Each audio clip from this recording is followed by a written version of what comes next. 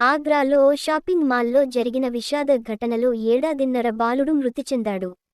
Mall parking ఏరియాలో బాలుడు ఆడుతూ ఉండగా ఒక కారు ముందుకు వెళ్ళింది.